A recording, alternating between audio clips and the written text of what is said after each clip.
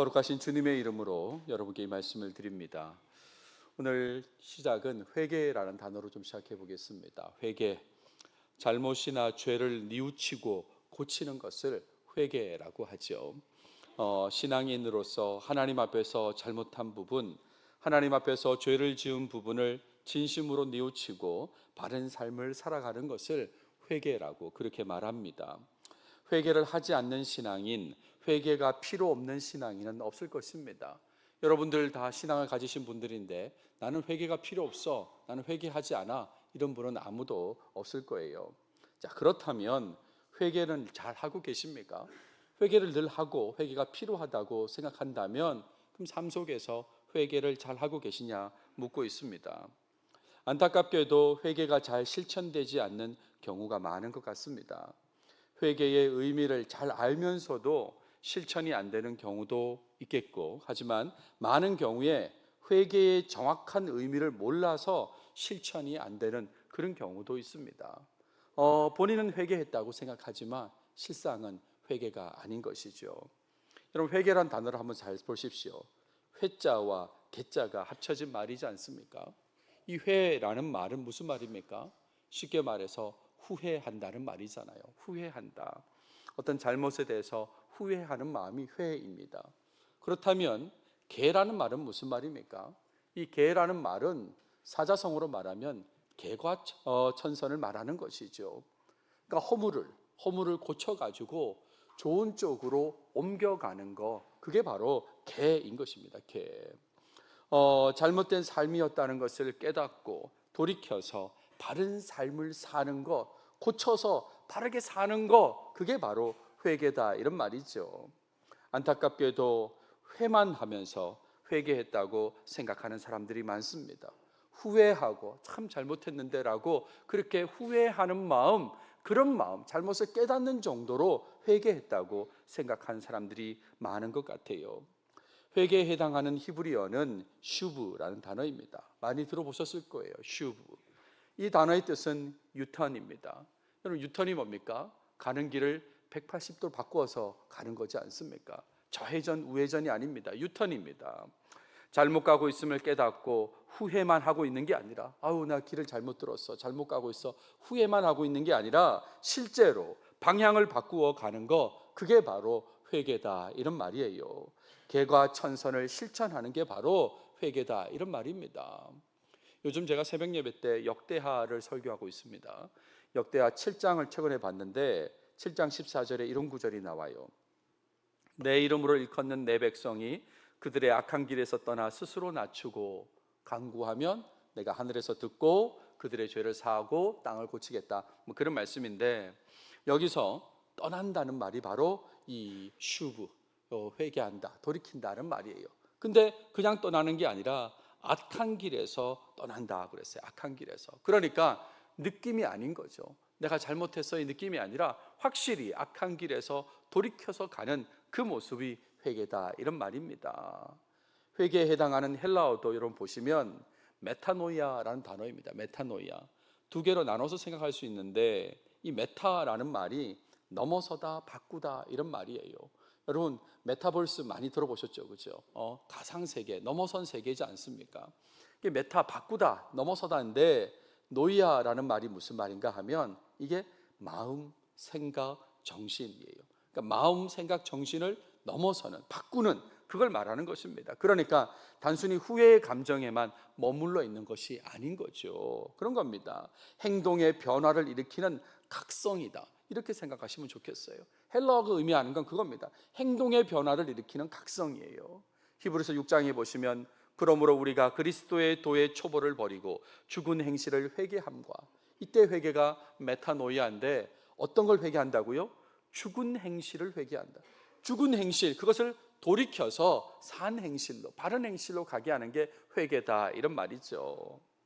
잘못에 대해 후회만 하고 행동의 변화가 없다면 제대로 회개한 것이 아닌 것입니다. 꼭 기억하십시오. 후회만 하고 있는 것은 회개한 것이 아니다, 이런 말입니다. 예배에 참석하지 않은 걸 회개하면 어떻게 하면 됩니까? 예배 참석하면 되는 것입니다. 이해가 되시죠? 하나님 잘못했습니다. 예배 참석하지 못했습니다. 회개한다고 하면서 그 다음 주도 참석하지 않는 건 회개가 아니다, 이런 말이죠. 성경을 읽고 묵상하지 않았음을 회개하는 건 어떤 태도입니까? 성경을 읽고 묵상하지 않은 걸 회개했다는 말은 성경을 읽고 묵상한다는 것입니다. 묵상한다는 거예요. 전도를 하지 않는 것을 회개하는 것은 뭡니까? 전도하는 것이죠. 하나님, 전도하지 않아서 죄송합니다. 이게 회개가 아니라 전도하는 게 회개다, 이런 말이죠. 울었다는 감정의 변화보다, 울기도 하겠지만 회개할 때 울었다는 그 감정의 변화보다 더 중요한 건 행동의 변화예요. 그러니까 행동의 변화에 더 관심을 가져야 하는 것입니다. 오늘 본문에 등장하는 요셉의 형들은 고통 속에서 과거의 잘못을 깨달았음에도 불구하고 안타까운 모습을 보여줍니다. 잘못을 깨달은 사람으로서 달라진 모습을 보여줄 기회가 있었지만 여전히 변하지 않은 그런 모습만 드러냈던 것입니다. 이런 모습을 지양하고자 하는 그런 마음으로 오늘 말씀을 이어가도록 하겠습니다. 오늘 본문의 뒷부분을 읽어주셨는데 26절부터 38절까지를 다뤄보도록 하겠습니다. 자, 본문을 보시면 오늘 본문은 요셉이 감옥에 있는 형들에게 바뀐 제안을 한 그 이후의 내용입니다. 바뀐 제안이란 것은 9명이 감옥에 남아있는 게 아니라 1명만 남아있으라는 거죠. 처음에는 9명 남아있고 1명 가라고 그랬는데 이제 3일 지난 다음에 1명만 남아있고 9명이 가라고 그랬어요. 그러면서 나머지는 집으로 돌아가서 막내를 데리고 오라고 그렇게 제안하지 않습니까? 이런 고통의 상황, 누가 남고 어떻게 막내를 데리고 올까 하는 그 고통의 상황에서 요셉의 형들은 과거의 잘못을 떠올렸습니다. 이 부분을 제가 지난 시간에 강조해서 말씀을 드렸어요. 그리고 오늘 이야기가 계속 이어집니다. 26절부터 보시면 가나안 땅으로 이동하게 돼요. 시므온 한 사람만 감옥에 있고 9명이 이동하게 됩니다. 원래 이집트 방문 목적대로 곡식을 나귀에 싣고 이집트를 떠나게 됩니다. 이동 중에 여관에 머물렀습니다.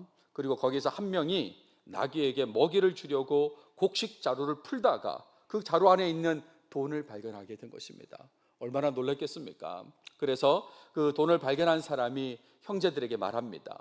내 돈을 도로 넣었도다. 보라, 자루 속에 있도다. 라고 그렇게 얘기했어요. 돈을 지불하지 않고 곡식을 가져온 그런 모양새이지 않습니까? 그렇잖아요. 돈을 주고 사온 것처럼 생각했는데 돈이 그대로 있는 걸 보면 돈도 주지 않고 곡식을 가져온 그런 모양새이고, 이집트로부터 또 다른 어려움을 당할 수 있다고 그렇게 생각하고 놀래서 형제들에게 얘기하는 거죠. 그랬을 때에 형제들이 서로 떨며 말했다고 그랬습니다. 두려워하는 마음으로 말하는 거죠. 하나님이 어찌하여 이런 일을 우리에게 행하셨는가, 이렇게 말했다는 거예요. 하나님이 어째서 이런 일을 행하셨는가. 자신들의 잘못에 대한 하나님의 심판으로 생각한 것이죠. 본인들이 고통 속에 있을 때 왜 우리가 이런 고통을 겪을까 했을 때 과거에 요셉에게 한 잘못을 떠올렸지 않습니까? 그랬는데 그 연장에서 그 잘못 때문에 하나님이 우리를 심판하시는구나, 이렇게 생각했다, 이런 말입니다. 계속해서 고통을 겪게 되었다고 그렇게 생각한 거예요. 근데 놀라운 것은 이렇게 두려워하는 그런 생각을 가지고도 하나님께서 이렇게 심판하지 않나 이렇게 생각하면서도 아무런 조치를 취하지 않았습니다. 아무런 조치를 취하지 않고 그냥 계속해서 여행길을 가게 되는 거죠. 그래서 29절부터 보시면 가나안 땅으로 돌아온 이야기가 나옵니다. 두려워하면서도 그냥 길은 계속해서 가나안 땅으로 간 거죠. 아버지 야곱에게 이집트에서의 상황을 말합니다. 아버지를 만나서 아버지, 우리가 이집트에서 이런 일이 있었습니다 라고 얘기하는 거죠. 그냥 건성으로 얘기하지 않습니다. 그들이 당한 일을 자세히 알리어 아뢰되 라고 했죠. 그러면서 얘기를 하는데 간략하게 세 개로 요약하면, 첫 번째는 이집트를 다스리는 사람이 우리를 정탐꾼으로 여겼다는 거죠. 우리를 스파이로 여겼습니다. 그래서 우리는 아니라고 했다는 거예요. 아니라고. 근데 단순히 아니라고 한 게 아니라 한 아버지의 아들 12형제이고 그 중에 한 명은 없어졌고 막내는 아버지 집에 아버지와 함께 있다고 그렇게 말했습니다 라고 하죠. 그런 다음에 세 번째 얘기한 건 이집트 총리의 제안을 말하는 것입니다. 그 제안은 여러분이 잘 알고 있는 그거죠. 정탐꾼이 아니라는 걸 증명하기 위해서 한 명은 감옥에 있고 나머지는 집으로 가고, 그리고 집안의 굶주림을 해결한 다음에 막내를 데리고 오라는 그 제안이었습니다. 그러면서 이렇게도 얘기합니다. 그러면 너희가 정탐꾼이 아니요 확실한 자들임을 내가 알고 너희 형제를 너희에게 돌리리니 너희가 이 나라에서 무역하리라 라고 말하더라고 아버지한테 상세하게 얘기를 하는 것입니다. 그랬을 때에 이 아버지 야곱의 입장 반응이 35절부터 이어지는데, 일단은 이 내용부터 언급됩니다. 요셉의 형들이 각자의 자료를 쏟았습니다. 그랬을 때 각 사람의 돈들이 그 속에 있다는 것부터 이제 확인이 되는 거죠. 이에 대해서 야곱과 요셉의 형들 모두가 두려워했습니다. 그런데 두려워하는 감정은 비슷한데 이 이유는 달라요. 요셉의 형들이 두려워한 것은 하나님의 심판을 고려한 거죠. 앞서 여관에서 그 돈이 발견됐을 때도 하나님의 심판으로 생각해서 두려워했는데, 이제 여러 돈들이 나오니까 하나님의 심판으로 두려워하는 겁니다. 근데 야곱이 두려워한 것은 다른 차원이에요. 야곱은 아들들이 거짓말한다고 그렇게 생각했던 것 같습니다. 그러면서 그 거짓말로 인해서 아들 시므온을 잃었다고 생각한 거죠. 좀 더 구체적으로 말씀드리면 아들이 시므온을 팔아가지고 그래서 양식을 구한 게 아닌가 이렇게 생각했다, 이런 말입니다. 그래서 야곱이 아들들한테 말합니다. 너희가 나에게 내 자식들을 잃게 하도다. 요셉도 없어졌고 시므온도 없어졌거늘 베냐민을 또 빼앗아 가고자 하니 이는 다 나를 해롭게 함이로다. 요셉은 과거에 없어졌고 그죠? 죽었다고 생각했습니다. 근데 지금 시므온이 또 안 왔지 않습니까? 거기에다가 베냐민도 또 데려가야 한다고 그러니까 다 나를 해롭게 함이로다 라고 했습니다. 요셉을 잃었다고 생각했을 때 그때의 상황처럼 인식하고 반응하는 모습이죠. 그런 다음에 이 상황이, 아버지가 지금 자신들을 믿지 못하니까 장남인 루벤이 나서서 야곱 아버지를 설득합니다. 베냐민을 반드시 데리고 오겠다고 데려가게 해달라고 얘기를 하는 거죠. 그러면서 하는 말이, 내가 베냐민을 아버지께로 데리고 오지 아니하거든 내 두 아들을 죽이소서. 베냐민을 내 손에 맡기소서. 내가 그를 아버지께로 데리고 돌아오리이다. 계속해서 이 루벤은, 아들들은 아버지가 베냐민을 빨리 데려가게 해서 시므온을 찾아오도록 해달라고 그렇게 요청합니다. 총리의 제안대로 하게 해달라, 계속 그 얘기를 하는 거죠. 하지만 야곱은 루벤의 제안을 거절합니다. 라헬을 통한 아들을 잃고 싶지 않았기 때문에 그런 거죠. 내 아들은 너희와 함께 내려가지 못하리니 그의 형은 요셉은 죽고 그만 남았습니다. 내가 사랑했던 라헬의 아들이 둘인데 한 명은 죽었으니까 또 한 명을 잃고 싶지 않다고 그렇게 얘기했습니다. 그러면서 베냐민에게 무슨 일이 발생하는 건 나를 죽이는 일이다 라고 그렇게 얘기를 하죠. 만일 너희가 가는 길에서 재난이 베냐민에게 미치면 너희가 내 흰 머리를 슬퍼하며 스올로 내려가게 함이 되리라. 너희가 스올로 내려가게 함이 되리라. 너희가 나를 그렇게 만들 것이다, 그렇게 죽을 것이다 라고 그렇게 얘기하는 것이죠. 여기까지가 오늘 본문의 내용입니다. 오늘 본문은 요셉의 형들이 아버지 야곱에게 돌아와서 그동안의 상황을 설명하는 내용이 주 내용입니다. 요셉의 형들은 이집트 총리의 제안대로 베냐민을 데리고 이집트로 가려고 하지만 아버지 야곱은 반대하는 거죠. 아버지는 반대합니다. 이런 내용 가운데 요셉의 형들의 변화되지 않은 모습, 그 모습에 주목하고자 합니다. 잘못을 깨달은 자의 바른 모습이 아닌 것이죠. 이미 앞서서 이집트에서 잘못을 깨달았습니다. 하지만 이후 벌어진 상황에서 보여준 모습은 잘못을 깨달은 자의 변화된 모습을 보이지 못했다, 이런 얘기죠. 분명히 그들은 이집트 감옥과 이집트 총리의 제안을 통해 고통을 겪었습니다. 정탐꾼으로 오해를 받고 3일간의 감옥에 있고 또 여전히 한 명 감옥에 있고요. 그리고 또 막내를 데리고 오라는 그 제안에 고통을 겪었습니다. 그리고 그 고통 속에서 과거의 잘못을 깨달았지 않습니까? 우리가 요셉한테 잘못했구나 깨달았습니다. 하지만 그들 중에 누구도 잘못을 깨달은 자로서의 합당한 모습을 보이지 않았습니다. 여전히 형제 중에 시므온은 이집트 감옥에 있는 그런 고통이 지속되고 있음에도 불구하고 돌이킨 모습이 없었다, 이런 말이죠. 하나님의 사람으로서 확실히 돌이킨 모습이 나타나지 않았습니다. 이집트를 떠나 가나안으로 가다가 여관에 들렀을 때에 한 사람이 자루에서 돈을 발견했습니다. 그렇죠? 자신들의 과거 잘못에 대한 하나님의 심판으로 여기고 두려워하기까지 했습니다. 어떻게 하나님이 이렇게 하시나, 우리 심판받는 건가? 라고 그렇게 두려워하기까지 했습니다. 자, 그렇다면 다시 이집트로 돌아가야 되는 거죠. 돌아가서 돈을 돌려주든지 설명을 했어야 되는 것입니다. 우리는 값을 지불했는데 몰랐습니다. 여기 돈이 있는지. 다시 드리겠습니다. 왜 여기 있는지 모르겠습니다. 그러나 우리는 돈을 주고 곡식을 구입한 거니까 이렇게 하겠습니다라고 돌아갔어야 되는 거죠. 하지만 그들은 두려워하기만 했고 가나안 땅으로 계속 그냥 이동해 버린 것입니다. 몇 주 전이었습니다. 저희 식구들이 제로페이를 사용한 얘기를 제가 들었습니다.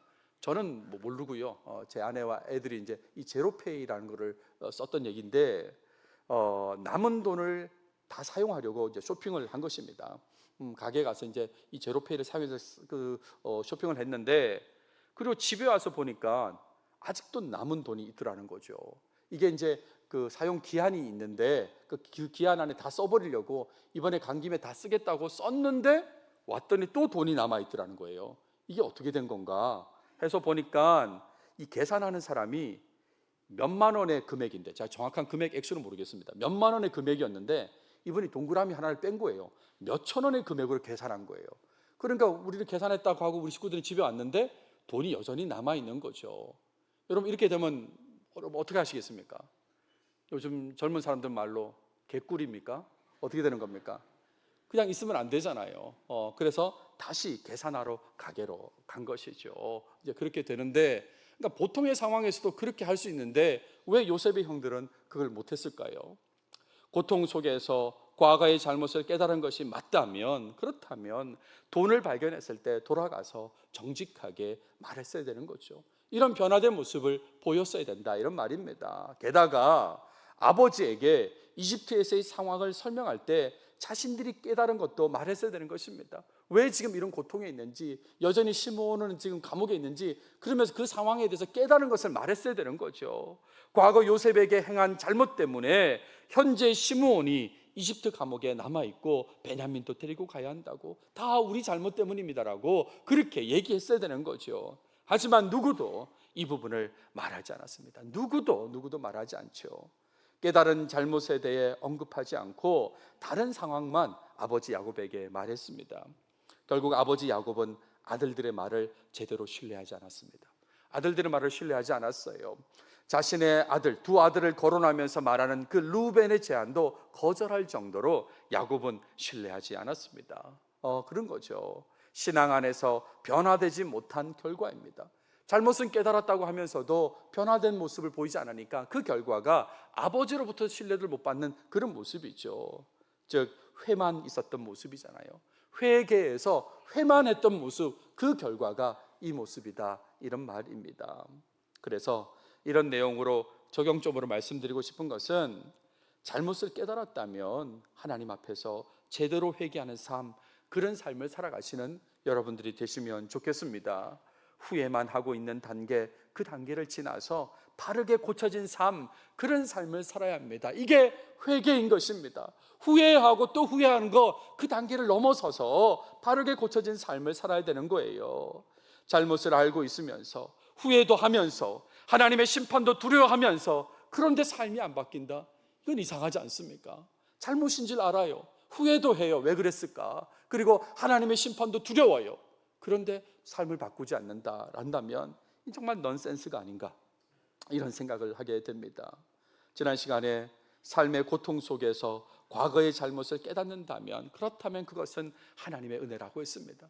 하나님의 섭리를, 뜻을 완벽하게 알 수는 없지만 그래도 과거의 잘못을 떠올리게 하신다면 이건 하나님의 은혜라고 했습니다. 그 하나님의 은혜가 헛된 것이 아니라면, 정말 하나님의 은혜가 맞다면 하나님의 뜻에 맞게 돌이킨 삶을 살아야 하는 것입니다.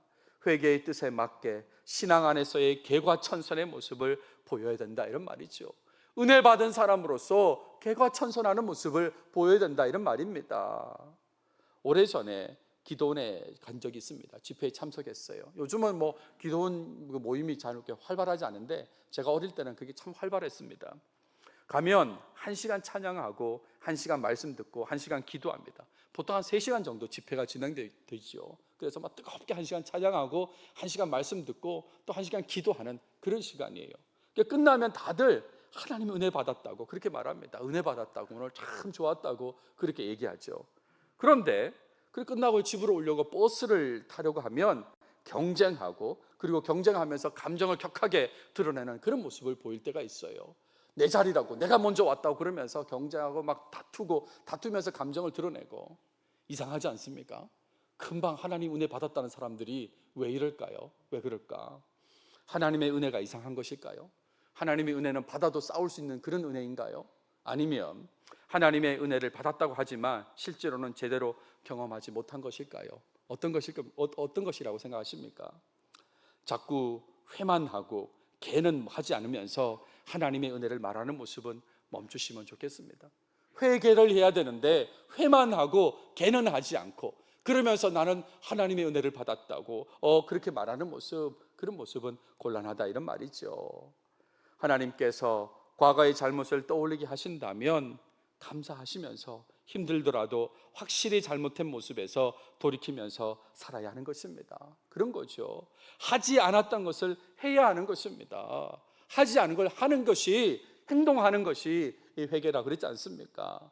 하나님 사랑, 이웃 사랑의 이 본질적 교훈 속에서 해야 될 것이 얼마나 많습니까? 그런데 하지 않았던 거, 하나님 사랑과 관련해서 예배와 관련된 부분, 기도와 관련된 부분, 또 이웃 사랑과 관련된 여러 가지 부분에 있어서 하지 않았던 것을 하는 게 회개다, 이런 말이지요. 반대로 하지 말아야 되는 것은 끊어야 되는 것입니다.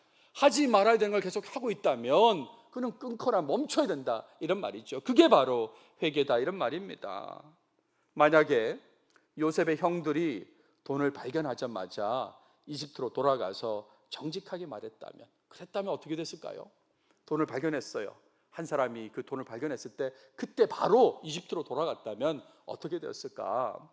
더 빨리 이집트 총리인 동생 요셉을 알아보게 되고 기쁨과 평화를 누렸을 거다라고 그렇게 생각이 됩니다. 그리고 시므온이 짧게 감옥에 머물렀겠죠. 빨리 감옥에서 나오게 되었을 것입니다. 그리고 그들에게 과거의 잘못을 깨닫게 하신 하나님께서 기뻐하실 그런 모습이지 않습니까? 하나님께서 기뻐하실 모습, 제대로 회개하구나 라고 그렇게 기뻐하실 모습이다, 이런 말이죠. 만약에 요셉의 형들이 아버지 야곱에게 고통을 겪은 것과 관련해서 과거의 잘못을 떠올리면서 정직하게 말했다면, 왜 우리가 이집트에서 고통을 겪었냐면요, 아버지 이렇게 옛날에 우리가 잘못한 것 때문에 그렇습니다 라고 그렇게 말했다면, 정직하게 말했다면 어떻게 되었을까? 아버지 야곱이 아들들의 말을 신뢰하지 못하면서 시간을 흘려보내지는 않았을 것이에요. 계속해서 우리 창세기를 보게 되겠습니다만 야곱이 꿈쩍도 하지 않아요. 그래서 지금 빨리 베냐민을 데리고 가서 시므온을 데리고 와야 되는데 이집트까지 가는 시간도 얼마나 걸립니까? 빨리 가야 되는데 아버지가 움직이질 않습니다. 그래서 언제까지 있냐면 가져온 곡식을 다 먹고 곡식이 떨어질 때까지 움직이지 않아요. 우리가 다음 시간에 보겠습니다만 이제 곡식이 다 떨어지고 나서야, 그때서야 어쩔 수 없이 이집트로 가게 되는 그런 상황이 오거든요. 그러니까 만약에 요셉의 형들이 정직했다면 빨리 움직였을 텐데 그러지 못해서 그냥 시간만 계속해서 흘려보냈다, 이런 말이죠. 그리고 만약에 정직하게 말했다면 더 빨리 이집트로 가서 베냐민을 확인시키고 시므온을 데리고 왔을 것입니다. 그 과정에서 동생 요셉을 알게 되었지 않겠습니까? 더 빨리 알게 되었을 거예요. 잘못을 깨달았음에도 불구하고 제대로 회개하지 않는다면 고통의 시간은 더 길어집니다. 여러분, 고통의 시간은 더 길어져요. 같은 고통이 아닐 수도 있습니다. 또 다른 고통이 발생하고 때로는 그 고통이 강해지기도 할 것입니다. 그러므로 잘못이 깨달아지면 잠깐 후회하십시오. 후회하지 말라는 얘기가 아닙니다. 회잖아요, 회. 그러니까 후회는 잠깐 하시고, 그리고 깨닫게 하신 하나님께 감사하시고, 그리고 대부분의 시간은 확실히 돌이킨 모습을 보이는데 사용하시기 바랍니다. 개에다가 사용하셔야 된다, 이런 말이에요. 잘못이 깨달아지면 잠깐 후회하시고, 그리고 하나님께 깨닫게 하셨으니까 감사하시고, 그런 다음에 확실히 돌이킨 모습을 보여야 하는 것이죠. 우리는 이 땅을 살아가는 동안 잘못, 죄로부터 완전히 벗어난 모습으로 살긴 힘듭니다. 회개했다고는 하지만 또 다른 잘못, 또 다른 죄를 짓고 계속해서 살아가게 되죠. 그렇기 때문에 우리는 회개에 민감해야 되는 것입니다. 회개를 떠나서 살 수 있는 사람이 없습니다. 아니, 오히려 회개에 민감한 모습으로 살아야 될 사람들이 우리다, 이런 말이죠. 여러분 상상해 보십시오. 하나님께서 우리를 하나님의 자녀로 삼으시고 너무나 깨끗한 옷을 입혀주셨습니다. 하얀 옷을, 깨끗한 옷을 입혀주셨는데 그 옷이 우리의 잘못, 죄로 더럽혀지면 어떻게 해야 될까요? 빨리 깨끗하게 되도록 해야 되지 않겠습니까? 그 온 세상 창조주 주관자께서 내게 그렇게 깨끗한 옷을 입혀주셨는데 내 잘못으로 이게 더러운 곳이 묻었다면 이걸 계속 두고 있을 수 있겠어요? 빨리 그것을 해결하려고 해야 되지 않겠어요? 그것이 바로 회개하는 것입니다. 회개하는 거. 근데 그 회개라는 것이 느낌이 아니라고요. 후회하고 있는 감정이 아니라고요. 삶의 모습으로 나타나야 된다, 이런 말입니다. 행동이 변화된 모습으로. 그럴 때에 그 옷이 깨끗해지는 것이다, 그런 얘기죠. 저는 어제 옆에 내곡교회에서 진행된 은퇴 임직 감사 예배에 참석했습니다. 어제 오후에 있었는데 다녀왔어요. 굉장히 순서가 길었습니다. 은퇴하시는 분, 또 임직, 여러 직분으로 임직하시는 분들이 있어서 그래서 예배에 참석하면서 좀 길구나 이런 생각을 했는데, 근데 그 긴 임직 감사 예배 속에서 참 저를 감동시킨 부분이 있어요. 장로 은퇴식이었습니다. 참 많이 감동받았어요. 한 분이 이제 은퇴를 하시는데 소개를 하더라고요. 그분은 내곡동에서 태어나신 분이고, 그리고 71년을 한 교회만 출석하고 섬기셨습니다. 그 교회에서 자라고, 그 교회에서 중고등부, 청년 시절, 그리고 그 교회에서 안수를 받고 장로로서 18년을 그 일을 하고, 그러면서 이제 은퇴를 하시는 그런 상황이었습니다. 그러면서 영상을 통해서 영상을 보시겠습니다 했는데 자녀들이 나와서 아버지 수고하셨습니다 라고 하는데, 막 그걸 보는데 그 순간부터 좀 감동이 됐어요. 근데 맨 마지막에 그분이 인사 말씀하러 나오셨는데 그렇게 얘기하시더라고요. 부족한 나를 하나님께서 눈 찔끔 감으시고 장로로 세워주셨다. 하나님께서 봐주셨다는 거죠. 아닌데, 그런 장로가 될 사람이 아닌데 하나님께서 그냥 봐주셔가지고 나를 장로로 이렇게 세워주셨다라고 그렇게 고백을 하셨어요. 그런 다음에 교인들에 대해서도 얘기했어요. 교인들이 많이 참아주시고 용서해 주셨다. 정확한 워딩은 아닙니다. 제가 이제 기억하고 있는 걸 제 말로 바꾼 건데, 아무튼 이렇게 얘기를 하는 걸 들으면서 참 감동이 됐어요. 나는 은퇴할 때 무슨 말을 할까 이런 생각도 하면서 감동이 됐어요. 여러분, 하나님 앞에 바르게 서려고 하면 할수록 생각나는 것은 나의 부족함, 나의 연약함이에요. 여러분, 그렇게 해보십시오. 하나님 앞에서 바로 서 있으려면 노력하면 노력할수록 내 부족함, 연약함이 떠오르는 거죠. 근데 어느 순간에 어떤 한 잘못이, 구체적인 잘못을 깨닫는다면, 늘 나는 연약한 사람인데 과거의 어떤 잘못이 구체적으로 딱 깨달아진다면 그것 하나라도 제대로 고쳐서 살려고 노력하는 거, 그게 바로 올바른 모습이 아니겠습니까? 연약한 사람이 근데 그 잘못했구나, 이 잘못했구나, 근데 구체적으로 깨달아졌어요. 그러면 돌이키는 게 올바른 모습이 아니냐, 이런 말입니다. 여러분 가운데 후회만 하는 사람 없길 바랍니다. 그렇게 할 걸 하면서 후회만 하는 사람 없길 바라고, 또 잘못을 돌이킬 수 있는 기회를 놓치는 사람도 없길 바랍니다. 요셉의 형들은 그 기회들이 있었습니다. 그런데 놓쳤지 않습니까? 그러니까 돌이킬 기회를 놓치는 사람도 없길 바랍니다. 죄를 깨닫지 못하고 계속 그 죄를 짓는 것도 안타까워요. 하지만 그거보다 더 안타까운 것은 죄를 깨달았는데 그 죄를 계속 짓는 거예요. 아니, 죄인 줄 알았는데, 깨달았는데 왜 계속 돌이키지 않고 그 죄를 짓는 겁니까? 이게 더 안타까운 거죠. 제가 설교 때마다 가끔 인용하는 자만의 말씀 한번 보시죠. 26장 말씀입니다.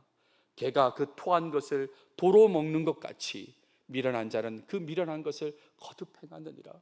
아니, 이게 지금 좋지 않은 거라는 걸 알았다면 왜 그걸 거듭 행하냐고요. 개가 그 토한 것을 도로 먹는 것처럼 왜 그렇게 하냐고요.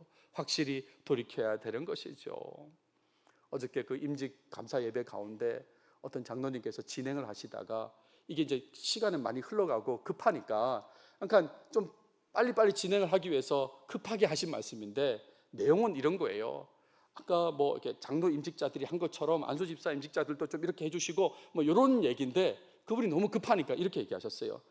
아까맨키로 이렇게 얘기한 거예요. 이게 무슨 말인가? 뭐 모르시는 분도 있죠, 그죠? 방금 전처럼 하라 그 얘기인데, 그런데 제가 이 말씀을 드리는 거는 그걸 굳이 거듭 잘못된 거라면 그걸 거듭할 이유가 없는 거죠. 거듭 잘못하는, 회개하지 않는 모습, 이런 모습은 멈춰야 하는 것입니다. 예, 말씀을 마무리할 텐데요, 하나님께서는 우리의 연약함을 잘 알고 계십니다. 우리의 연약함을 잘 알고 계세요. 왜냐하면 하나님이 우리를 만드셨지 않습니까? 그러니까 너무나 잘 알고 계세요. 그런 하나님께서 고통의 순간을 포함해서 여러 환경 속에서 과거의 잘못을 깨닫게 하신다면, 그렇다면 후회를 넘어서 확실히 돌이키시길 바랍니다. 후회만 하고 있지 마시고 확실히 돌이킨 삶을 사시길 바랍니다. 어제 제가 좀 분주했습니다. 어제 오전에는 또 신성교회 바자회를 제가 다녀왔습니다. 사역자들하고 같이 가가지고 거기서 파는 음식을 이렇게 같이 사 먹었습니다. 그러니까 제 생각은 그냥 제가 가지고 있는 현금을 거기서 다 쓰면 되겠다, 이렇게 생각하고 쿠폰을 바꿔가지고 음식을 구입해서 사역자들하고 같이 먹었습니다. 한참을 먹고 있는데 그 교회 목사님께서 저한테, 장 목사님, 이건 제가 주는 선물이에요 하면서 거기서 팔고 있는 김치하고 뭐 이렇게 몇 개를 사가지고 저한테 주시는 거예요. 깜짝 놀랐어요. 저에게는 없는 섬김의 모습인 거죠. 저는 누군가가 오면 밥은 사주고 차는 사줄 수 있어도 내가 뭘 사가지고 줘야 되겠다, 이런 생각을 내가 못했던 건데, 저런 것도 필요하구나. 우리 교회 다른 어떤 목회자가 오거나 누가 오시면 나도 그렇게 해봐야 되겠다, 이런 생각을 했어요. 자, 깨달았지 않습니까? 그럼 어떻게 될까요? 돌이켜서 바르게 실천해야 되는 거죠. 그런 거죠. 깨달았다고 그냥 이렇게만 있으면 곤란하다, 이런 말입니다. 여러분, 확실히 돌이키는 거 어렵습니다. 근데 어렵다고 해도 그 길을 가는 게 옳은 길입니다. 옳은 길이에요. 꼭 기억하십시오. 하나님 앞에서 정결하게 되길 소원하신다면, 하나님, 난 늘 정결하고 싶습니다, 거룩하게 되고 싶습니다 라고 한다면 바른 회개를 실천하시는 여러분 모두가 다 되시길 바랍니다. 기도하겠습니다. 하나님, 감사합니다. 오늘도 우리에게 창세기를 통해서 말씀해 주셔서 감사합니다. 특별히 요셉의 형들의 변화되지 않는 모습에 주목해서 말씀을 나누었습니다. 하나님, 이런 모습이 우리 삶에는 나타나지 않게 해주시옵소서. 잘못을 깨달았다면, 하나님의 은혜로 과거의 잘못을 깨달았다면 확실히 돌이키는 모습, 삶에서 나타나는, 행동으로 나타나는 모습이 정말 우리 속에 보여지도록 인도해 주시옵소서. 지금까지 여러 순간 속에서 후회만 하고 멈췄던 적이 많았다면, 주님, 이제는 확실히 회개의 삶으로 나아가는 우리 모두가 꼭 되게 해 주시옵소서. 이 모든 말씀 예수님의 이름으로 기도드렸습니다. 아멘.